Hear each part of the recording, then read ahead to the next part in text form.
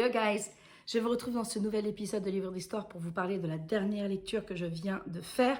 Et ce titre doit vous être familier puisque je vous l'ai présenté dans le dernier book haul de l'horreur. Il s'agit de 10 de Marine Carteron aux éditions Rouergue. Et ce fut une très très bonne lecture. Ce fut pas un coup de cœur parce que je reviendrai dessus tout à l'heure. J'ai pas aimé la fin, mais en tout cas, ce fut un excellent livre. Un livre noir, glaçant, glauque, efficace, extrêmement bien ficelé et qui s'inspire d'un célèbre roman d'une célèbre autrice dont je ne vous révélerai rien ici, dont j'avais soupçonné de par la couverture, je vous en avais parlé dans le book haul, n'ayant pas lu ce livre de cette célèbre autrice, j'avais pas du tout fait le lien avec le pitch, mais il est très clair que une fois que c'est dit à l'intérieur et ceux qui ont lu le livre de cette autrice, vous saurez très bien de quoi il s'agit dès les premières lignes. Donc, nous suivons 10 personnes, 7 adolescents, 3 adultes à qui l'on propose de faire une émission de télé-réalité sous forme d'escape game littéraire sur une île déserte, isolée, bretonne, à quelques encablures de la côte. Et ces élèves et ces adultes viennent du même établissement scolaire et alors là, évidemment, personnages extrêmement stéréotypés, extrêmement caricaturaux. On a la bombe arrogante et prête à tout pour réussir. On a la sportive, on a le beau gosse un petit peu pervers, on a le geek, on a plein de personnages comme ça qui représentent un petit peu la société, mais c'est caricatural, mais il y a quelque chose qui se cache derrière ça. Et on va bien vite s'apercevoir que cet escape game littéraire sous forme de télé-réalité aborde un autre but derrière ça, et on va s'en apercevoir extrêmement vite. Si on est extrêmement inattentif, on ne le captera pas tout de suite, mais c'est vraiment très évident le lien qui relie tous ces personnages et ces adultes. Et de toute façon, c'est dit bien assez vite dans le roman, mais on le comprend quand même vraiment dès les premières pages, ce qui relie tous ces personnages. Et donc, vous l'avez bien compris, il ne s'agit pas d'une émission de télé-réalité classique. Ici, les personnages se font éliminer les uns après les autres, mais éliminés définitivement.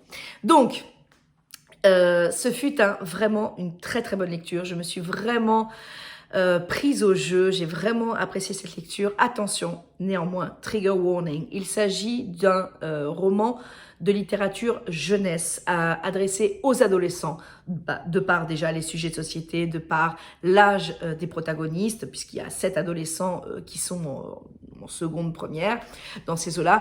Et attention, je ne recommande ce livre qu'à des personnes de 15 ans et plus et ou âmes sensibles à s'abstenir, puisque il y a des scènes d'une extrême violence, extrêmement crue, avec des comportements extrêmement malsains. Donc à ne pas mettre entre les mains de n'importe qui. Il faut vraiment être averti parce que il y a des descriptions de meurtres qui sont extrêmement détaillées, qui sont d'une cruauté absolue, et ça peut en choquer plus d'un. Donc voilà, bon, moi j'ai l'habitude de lire des livres, des thrillers bien plus importants que ça, j'adore ça, mais il faut le savoir parce que c'est estampillé littérature jeunesse, et je ne suis pas sûre que je mettrais ça dans les mains de n'importe quel adolescent. Voilà, donc ça c'est dit, et c'est extrêmement important d'être au courant de ça.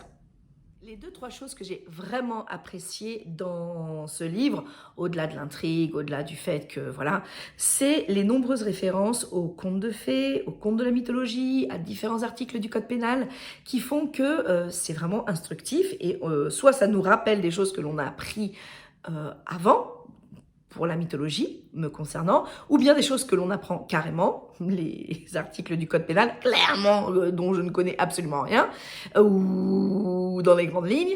Donc voilà, c'était vraiment intéressant d'avoir ces références-là qui ont été creusées et mises en perspective par le comportement de certains personnages. Et donc ça, c'était vraiment extrêmement intéressant. Donc l'intrigue était vraiment très bien. J'ai fait mes pronostics. J'étais un petit peu perdue parce que je savais vraiment pas où ça allait. Donc quand j'ai compris le pourquoi du comment et ce qui reliait tous ces personnages, voilà, j'ai essayé de savoir qui avait fait quoi et pourquoi et comment et dans quelle mesure il était responsable de ce qui s'était passé.